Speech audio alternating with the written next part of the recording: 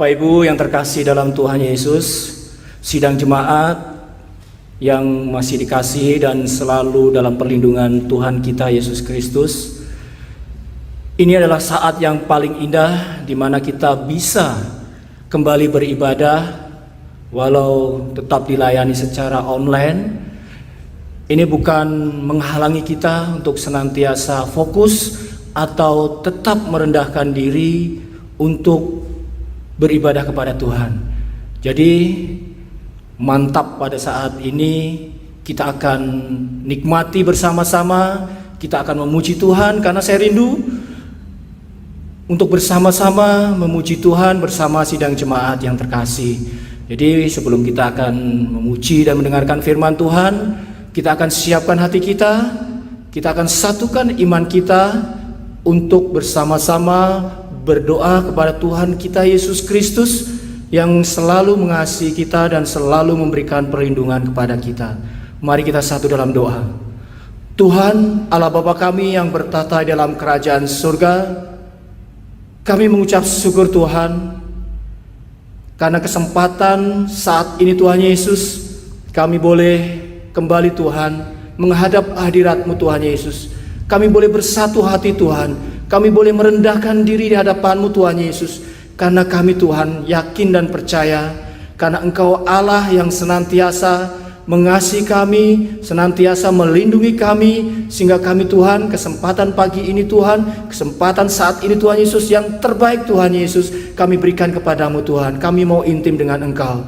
Oleh sebab itu Bapa, melalui Roh Kudus-Mu, Engkau satukan iman kami, Engkau satukan hati kami bersama sidang jemaat-Mu dimanapun berada Tuhan, dimanapun mereka mengikuti ibadah ini Tuhan Yesus, sehingga kami boleh bersatu hati. Karena ketika kami bersatu hati Tuhan, kuasa Roh Kudus-Mu, sukacita-Mu itu Tuhan boleh ada di tengah-tengah kami. Oleh sebab itu Tuhan Yesus, kami serahkan ibadah online mantap tengah pekan ini Tuhan Yesus, di dalam genggaman tangan-Mu saja, biarlah Engkau sendiri yang beracara Bapa.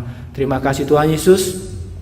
Biarlah kuasa Roh Kudus-Mu Tuhan yang senantiasa melingkupi kami dan menyertai kami dalam ibadah saat ini Tuhan Yesus. Terima kasih Bapa. Kalau masih ada roh jahat Tuhan, masih ada roh yang ingin menggagalkan rencana-Mu, menggagalkan firman-Mu Tuhan Yesus, kami mau satukan iman kami Tuhan. Kami mau manggil nama-Mu yang penuh dengan kuasa, nama-Mu yang ajaib itu Tuhan Yesus. Kami panggil nama-Mu hanya di dalam nama Tuhan kami Yesus Kristus. Kuasa iblis kami usirkan keluar dari hati kami, dari pikiran kami, sehingga kami Tuhan boleh menikmati mantap ini Tuhan dengan penuh sukacita. Terima kasih Bapa, terima kasih Tuhan Yesus. Kami serahkan hamba-Mu yang akan menyampaikan firman-Mu Tuhan.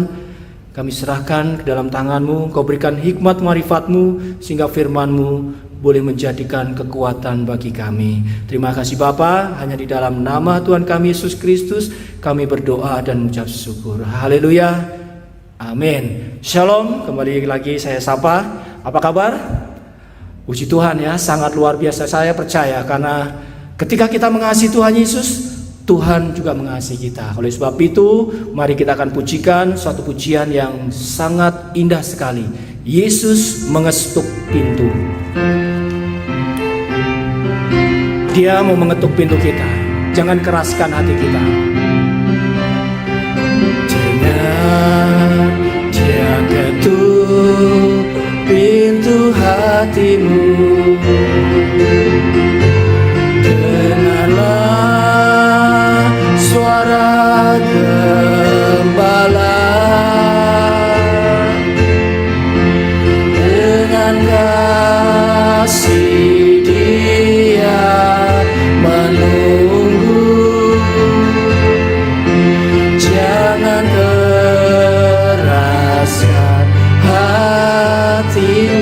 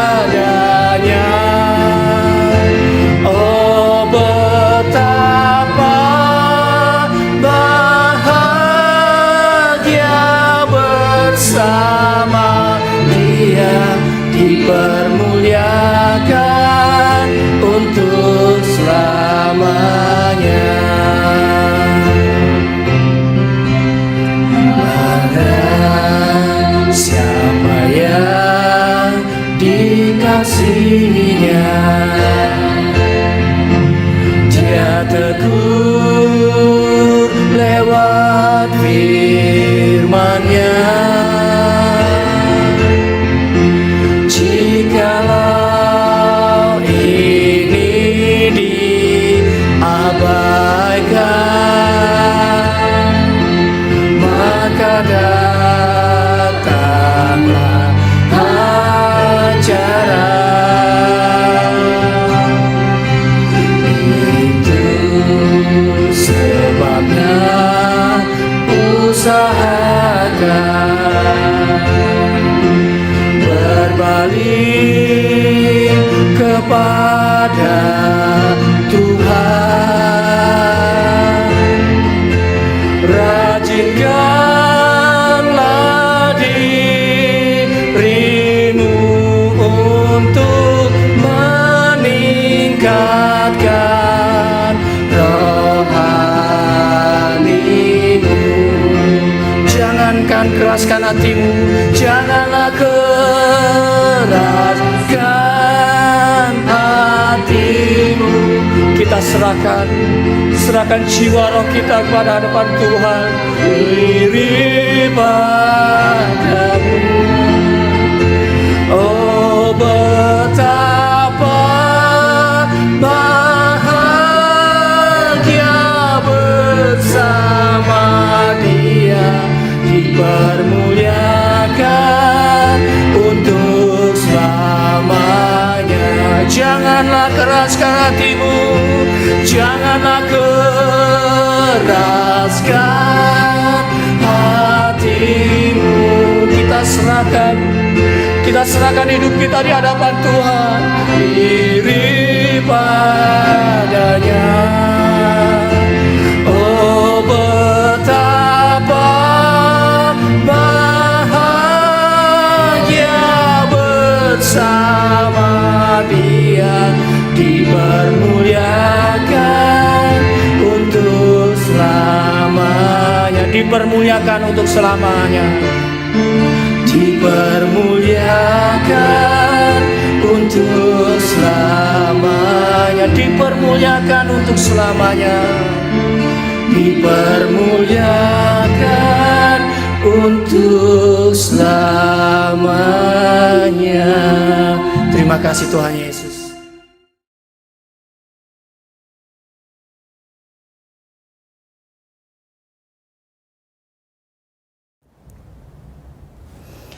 Puji Tuhan, terpujilah nama Tuhan yang selalu memberkati kita. Kita mulai di dalam doa mana tengah pekan minggu pertama bulan Juni 2022. Allah yang Maha Kasih, Tuhan Yesus Kristus yang baik, Roh Kudus yang baik, kami mengucap syukur. Kami sudah memasuki, diizinkan menginjak bulan Juni 2022. Engkau luar biasa baik. Engkau sangat-sangat baik. Kami mengucap syukur kepadamu Tuhan. Dan kami sudah siapkan hati untuk terus dipepet oleh firman penggembalaan. Melalui mana tengah pekan. Berfirmanlah, kami siap mendengarkan. Amin. Attitude is everything. Inilah tema kita hari ini. Perilaku adalah segalanya. Perilaku kita adalah segalanya. Artinya bahwa attitude kita, perilaku kita, sikap hidup kita, ini dia. Sikap hidup kita itu menjadi sorotan. Sikap hidup kita buruk, maka bagaimanapun promosi atau kamuflase kita tidak akan mengangkat kita. Tetapi apabila sikap hidup kita baik, elegans, maka sekalipun kita tidak mempromosikan diri, tidak mengumbar atau demonstrasi kehebatan atau berkamuflase, maka pengangkatan itu akan datang dengan sendirinya. Pengakuan akan datang sendirinya. Ya, apalagi sebagai umat Tuhan yang sudah ditebus oleh darah Kristus. Sikap hidup itu everything, sikap hidup kita segala-galanya, ya. Kita perlu belajar dari 2 Raja-Raja 8. Kita baca ya, ayat 1 sampai 6. Raja menolong perempuan Sunem. Elisa, masih Elisa, telah berbicara kepada perempuan yang anaknya dihidupkannya kembali. Katanya, berkemaslah dan pergilah bersama-sama dengan keluargamu dan tinggallah di mana saja engkau dapat menetap sebagai pendatang. Sebab Tuhan telah mendatangkan kelaparan yang pasti menimpa negeri ini 7 tahun lamanya.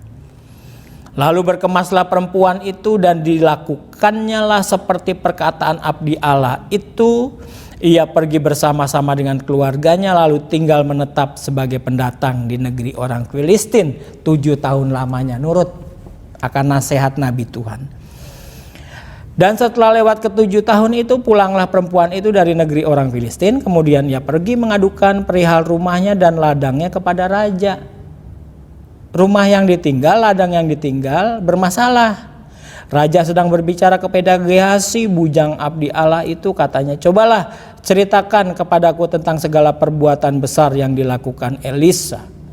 Sedang ia menceritakan kepada raja tentang Elisa menghidupkan anak yang sudah mati itu, tampaklah perempuan yang anaknya dihidupkan itu datang mengadukan perihal rumahnya dan ladangnya kepada raja. Lalu berkatalah Gehazi, ya tuanku raja, inilah perempuan itu dan inilah anaknya yang dihidupkan Elisa. Lalu raja bertanya-tanya dan perempuan itu menceritakan semuanya kepadanya.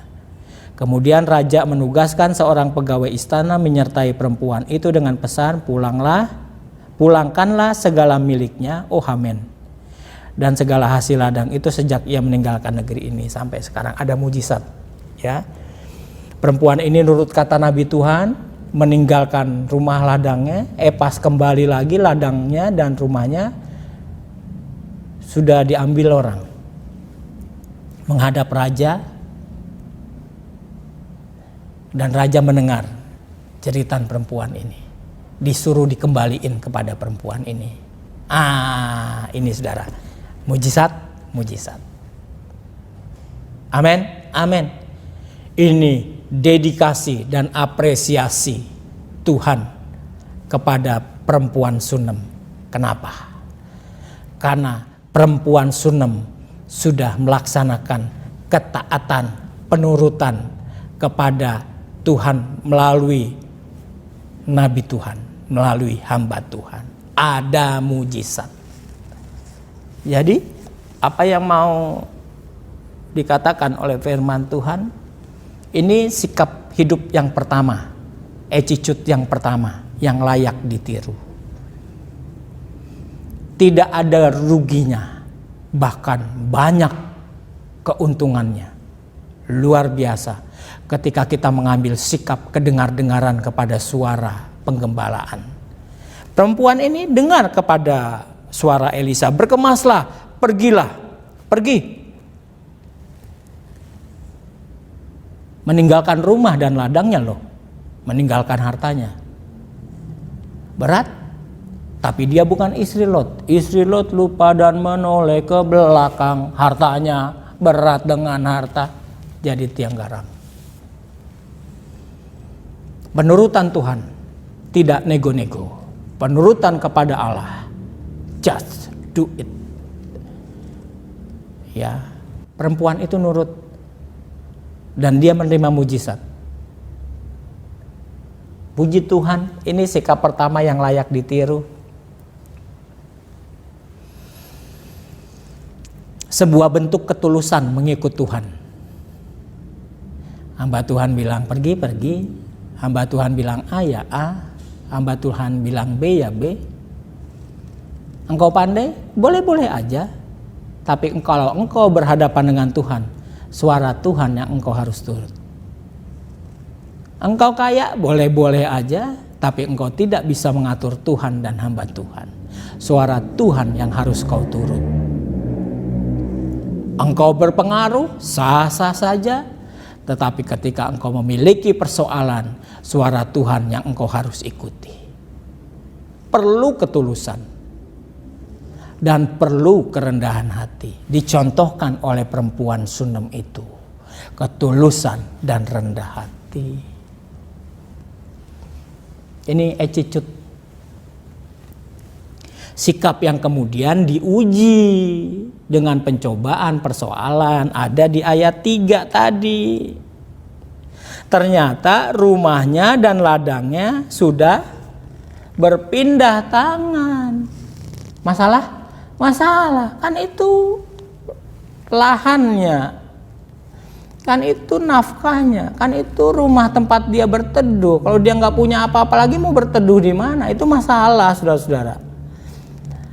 Kita dari akhir Mei mantap ini disuguhkan dengan pelajaran tentang persoalan demi persoalan. Sekarang juga kita disuguhkan di awal Juni ini pelajaran tentang persoalan demi persoalan yang kita hadapi. Sekarang persoalan perempuan Sunem. Dan saudara juga memiliki persoalan apa? Ya. Kita belajar taat kepada suara penggembalaan. Walaupun nanti ada ujiannya, ada pencobaan-pencobaan yang akan dihadapi kalau kita mau setia kepada Tuhan. Semakin level rohani kita semakin meningkat, semakin kita mau naik gunung semakin tinggi, semakin ke puncak, anginnya besar. Demikian juga dengan level rohani kita. Tetapi Tuhan mau katakan dalam Yakobus 1 ayat 12, berbahagialah orang yang bertahan dalam pencobaan. Itu dia, ada nanti ujiannya. Sebab apabila ia sudah tahan uji, pencobaan adalah bagian daripada ujian, ia akan menerima mahkota kehidupan yang dijanjikan Allah kepada barang siapa yang mengasihi dia. Sikap perempuan Sunem yang taat dengan ketulusan, dengan kerendahan hati, bukan bohong-bohongan, bukan sandiwara, adalah sikap yang menghasilkan kemudahan demi kemudahan. Kita berdoa mau kemudahan, oke. Di hadapan Tuhan mah cincai. 2 Raja-Raja 8 ayat 5 sampai 6. Sedang ia menceritakan kepada raja tentang Elisa menghidupkan anak yang sudah mati itu, tampaklah perempuan itu muncul. Ya. Lalu berkatalah Gehazi, "Ya tuanku raja, inilah perempuan yang kuceritakan barusan." Ayat 6. Lalu raja bertanya-tanya dan perempuan itu menceritakan semuanya. Oh, ini toh perempuan itu yang kamu saksikan tadi. Oke lah, pulangkanlah segala miliknya dan segala hasil ladang itu. Mudah? Mudah. Mungkin kepada raja perempuan itu tidak berbohong, tidak neko-neko, tidak mendramatisir, tapi dia menceritakan apa adanya. Nah, di situ kemudahan demi kemudahan diterima. Dikembalikan kepada perempuan itu rumah dan ladangnya. Ya. Sekali lagi, mengapa? Karena perempuan Tuhan, perempuan Sunem itu memiliki prinsip just do it.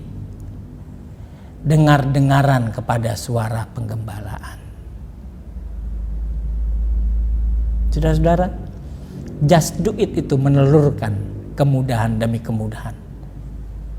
Ini bukan janji palsu. Ini bukan iming-iming. Tetapi ini kenyataan rohani.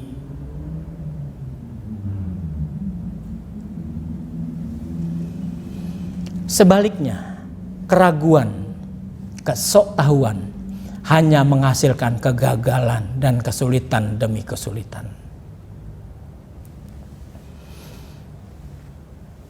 Ya, kita mau memilih yang mana? Kegagalan, kesulitan, atau kemudahan? Di dalam dunia ada dua jalan, lebar dan sempit. Siapa mau pilih? Yang lebar mati, tapi yang sempit just do it. Hidup berglori. Amin. Just do it aja, hidup berglori. Itulah ya, puji Tuhan. Itu sikap yang layak ditiru. Pada akhirnya ketaatan itu yang dilandasi oleh ketulusan dan kerendahan hati akan menghasilkan belas kasihan Tuhan, pertolongan Tuhan. Siapa yang sudah mengalaminya? Berikan kesaksian kepada yang belum mengalaminya. Just do it. Iya. Aku begini, saudaraku. Aku mengubur segala keraguanku. Aku mau memutuskan untuk taat kepada suara Tuhan, Gembala Agung. Saksikan. Supaya orang lain juga belajar untuk tidak menyalahkan orang lain, tapi untuk juga tidak menyalahkan Allah. Tapi belajar untuk introspeksi diri. Ya.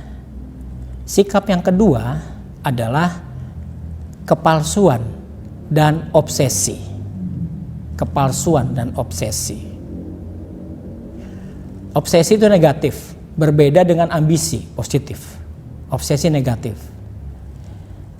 Dedikasi dan apresiasi nanti diperhadapkan oleh kepalsuan dan obsesi. Ya. Lepas kendali, lost control. 2 Raja-Raja 8 ayat 7 sampai 15. Elisa masuk ke Damsyik dan pada waktu itu Ben-Hadad, Raja Aram, sedang sakit. Ketika dikabarkan kepada raja, sudah datang abdi Allah kemari.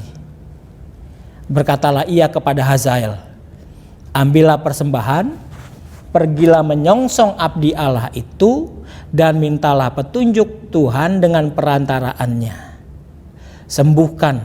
Sembuhkah aku dari penyakit ini?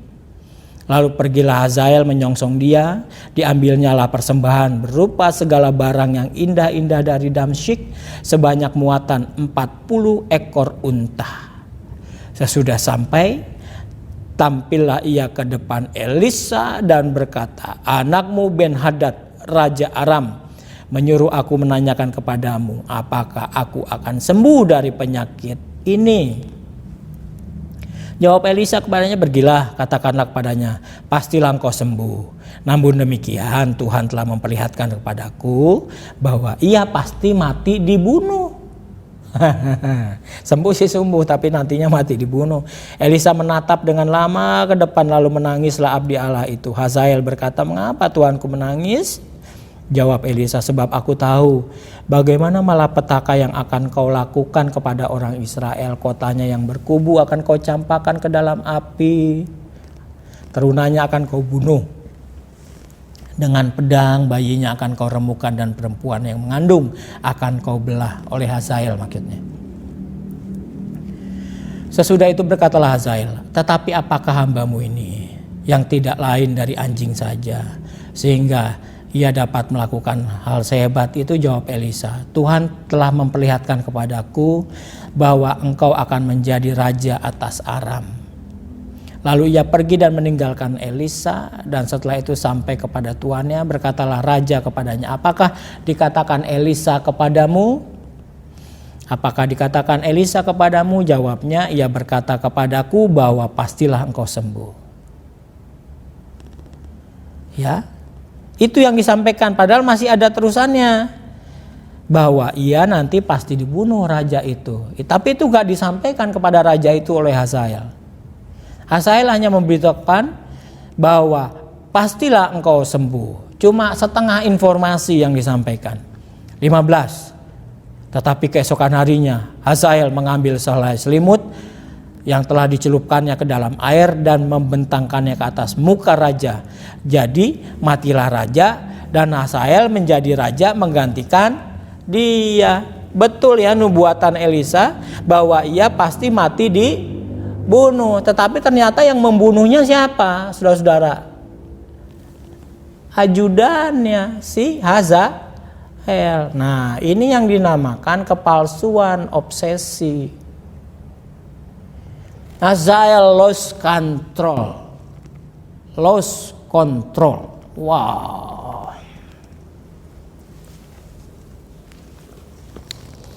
Awal-awalnya sih wajar, ditugasin nanya kepada hamba Tuhan, dilakukan. Tapi persoalannya adalah tulus atau keterpaksaan. Hazael ini tulus atau terpaksa? Melakukan perintah raja tulus atau terpaksa? Akan terlihat seiring waktu berjalan. Digembalakan tulus atau terpaksa akan terlihat seiring waktu berjalan. Apakah ada agenda sendiri atau tulus rendah hati sepenuhnya dengar-dengaran kepada penggembalaan.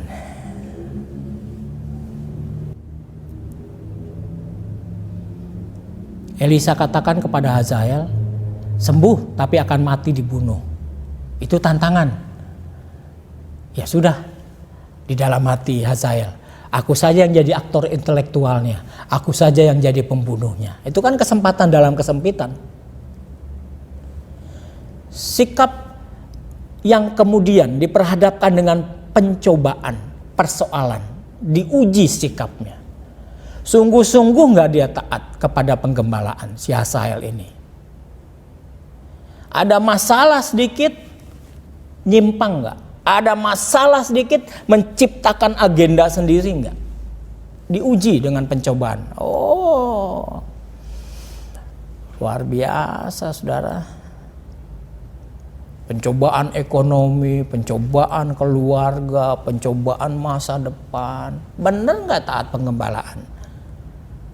Atau nanti curi-curi kesempatan, curi-curi start untuk membuat agenda sendiri? Tantangannya menggoda loh. Ia pasti dibunuh. Nah soal dibunuh atau tidaknya kena si Elisa nggak bilang yang membunuh itu Hazael, nggak bilang. Cuman Elisa cuma katakan pastilah ia mati dibunuh. Tapi itu bagi Hazael jadi tantangan dia, jadi pencobaan dia. Tergoda nggak dia? Lepas kendali nggak dia? Gitu loh. Ya sudah aku bunuh aja sekalian.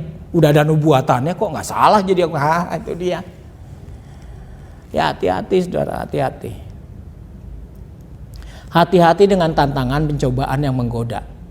Tantangan pencobaan itu menggoda loh ya.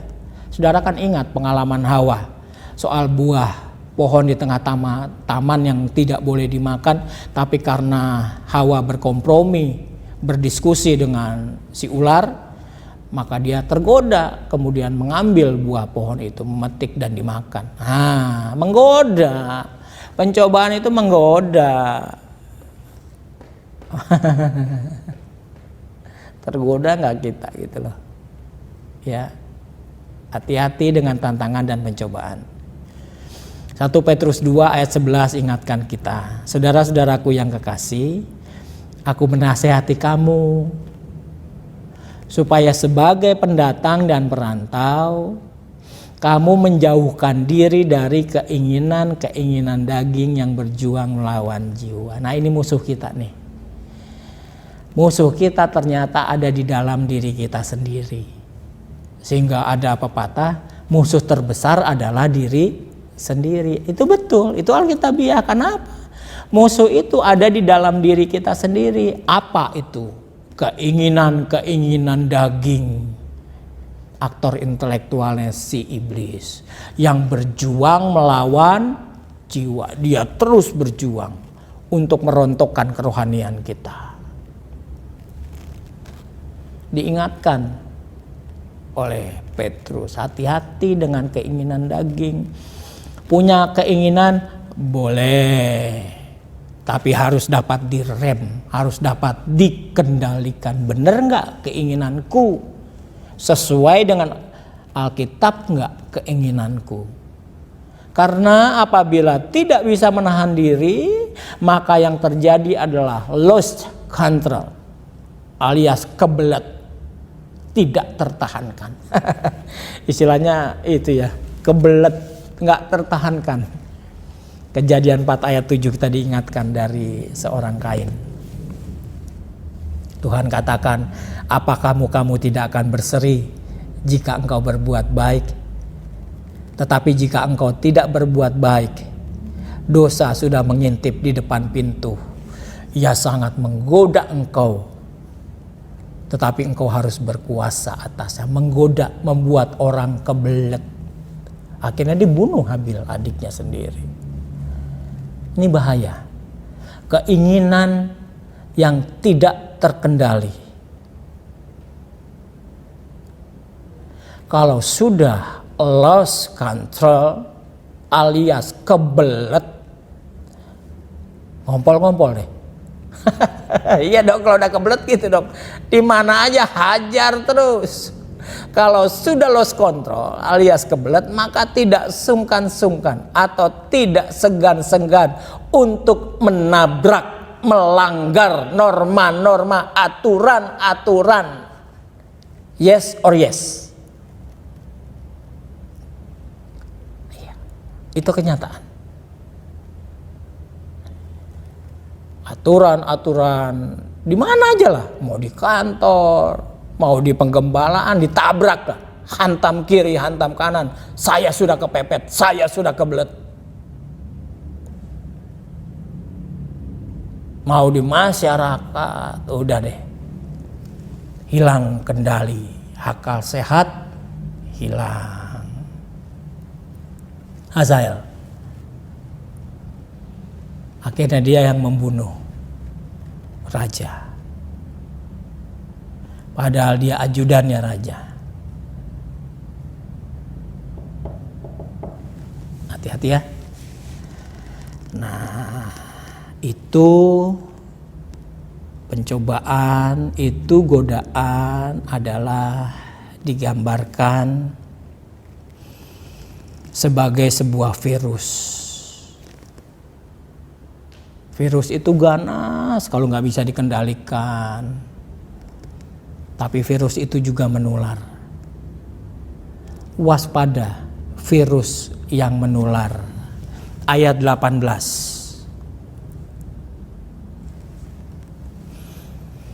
Ia hidup menurut kelakuan raja-raja Israel seperti yang dilakukan keluarga Ahab.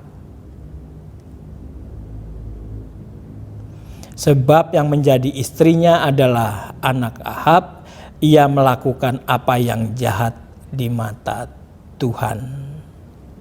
Ya, ini berbicara tentang Yoram.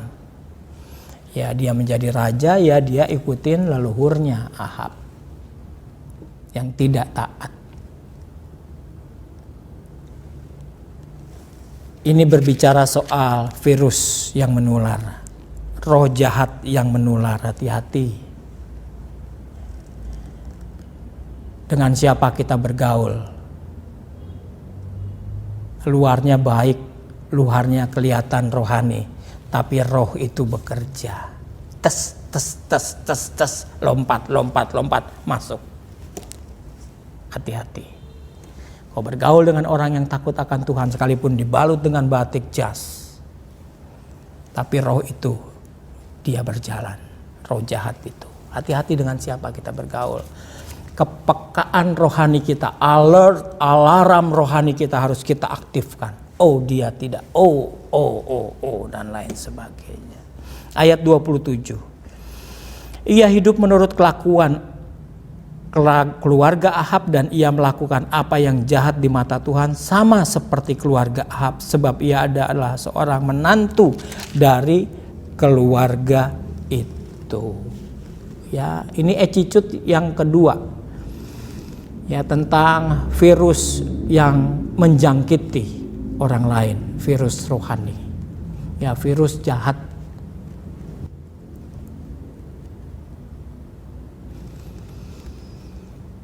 Attitude buruk atau attitude, sikap hidup negatif adalah seperti virus yang menular. Kalau perempuan Sunem tadi, sikap hidup yang positif, tapi sekarang sikap hidup yang negatif yang akan kita lihat. Sikap hidup yang negatif, yang buruk adalah seperti virus yang menular. Ya, raja itu pakaiannya gimana, saudara? Raja rapi dong ya. Oh, raja pakaiannya glamor, rapi ya. Tapi hatinya tidak rapi, hatinya busuk. Ikutin kebusukan Raja Ahab, nurun, menular. Sikap hidup yang negatif adalah seperti virus yang menular. Kebiasaan yang baik atau yang rohani akan luntur bila pergaulan kita sesat. Sehingga Rasul Paulus perlu memperingatkan dalam 1 Korintus 15 ayat 33, janganlah kamu sesat, sesat planau. Pergaulan yang buruk merusakkan kebiasaan yang baik. Planau, sesat, artinya keluar dari jalan yang benar, Alkitab. Kita bergaul dengan orang yang keluar dari Alkitab, ya kita juga akan keluar dari Alkitab. Jadi dengan siapa kita bergaul? Kita yang rajin ibadah bergaul dengan orang yang tidak rajin ibadah, hati-hati, nular, rohnya nular. Kita yang tadinya taat bergaul dengan orang yang suka melawan, memberontak, tidak mau diatur. Kita yang rohani yang tadinya manis-manis akan jadi liar. Hati-hati, jangan kita bilang aku kuat, aku PDT, aku PDM, aku PDP. Enggak. Hati-hati dengan siapa kita bergaul. Planau, keluar dari jalan yang benar. Mungkin tidak dengan omongan, tapi roh itu bekerja, roh jahat bekerja, nular. Oleh sebab itu jangan kita sok kuat ya, sekali lagi jangan kita sok tahu. Jangan kita pribadi yang mudah gamang juga. Mudah galau karena tidak ada firman Tuhan. Sehingga kita ngasal bergaul ya. Attitude is everything. Sikap hidup adalah segalanya di dalam Tuhan. Sikap hidup rohani adalah segalanya. Puji Tuhan. Attitude yang terhormat bersumber dari mindset, pola pikir yang dikuduskan. Mindset yang tulus, pola pikir yang tulus, tertata rapih dan rohani. Sehingga Rasul Paulus juga mengingatkan kita kembali. Janganlah kamu menjadi serupa dengan dunia ini yang liar maksudnya. Tetapi berubahlah oleh pembaharuan budimu sehingga kamu dapat membedakan manakah kehendak Allah, apa yang baik, yang berkenan kepada Allah dan yang sempurna. Amin. Mindset yang tulus, tertata rapi dan rohani, mindset yang dikuduskan adalah mindset, pola pikir yang bersumber dari ketaatan dan mau dibentuk kepada atau oleh suara Tuhan. Ayat yang terakhir, Yesaya 36 ayat 26. Kamu akan kuberikan hati yang baru dan roh yang baru di dalam batinmu. Aku akan menjauhkan dari tubuhmu hati yang keras dan kuberikan kepadamu hati yang taat. Amin. Kita berdoa supaya roh Tuhan memenuhi kehidupan hati kita dan kita memiliki hati yang taat. Tuhan memberkati. Kita berdoa. Bapa di dalam sorga, terima kasih di awal bulan yang baru ini, di awal bulan Juni tahun 2022, kami kembali diberikan kekuatan melalui firman Tuhan. Dan kami kembali diingatkan oleh firman Tuhan supaya kami menampilkan perilaku-perilaku yang rohani, perilaku-perilaku yang baik, yaitu perilaku ketaatan kepada firman Tuhan, kepada suara penggembalaan seperti pengalaman perempuan Sunem. Terima kasih. Engkau lebih tahu dari kami, Tuhan. Engkau lebih tahu. Kalaulah mungkin kami adalah menjadi orang-orang yang tidak taat, kalau kami menjadi pribadi-pribadi yang penuh kepalsuan, atau kalaulah kami mungkin menjadi pribadi-pribadi yang hilang kendali, atau kalau mungkin kami menjadi pribadi-pribadi yang seperti Raja Yoram, keturunan Raja Ahab, yang terkontaminasi virus jahat. Roh Kudus, sucikan kami. Roh Kudus, mampukan kami untuk bergerak berubah menjadi manusia baru. Memberkati umat-Mu yang mendengar Mana Tengah Pekan hari ini. Berkat-Mu melimpah atas kami semua. Roh Kudus memampukan kami untuk mengubah diri menjadi baik, menjadi sempurna taat kepada firman Tuhan. Di dalam nama Tuhan Yesus Kristus, berkat-Mu juga mari limpahkan kepada negeri kami, kepada pemerintah, kepada TNI, kepada Polri, untuk teguh mengusung keutuhan negara kesatuan Republik Indonesia. Persoalan-persoalan di negara ini Engkau berikan jalan keluar kepada bangsa kami. Dalam nama Tuhan Yesus Kristus, berkat-Mu, kasih sayang-Mu, kasih karunia-Mu, damai sejahtera-Mu melimpah atas kami semua. Dalam nama Tuhan Yesus Kristus. Amin.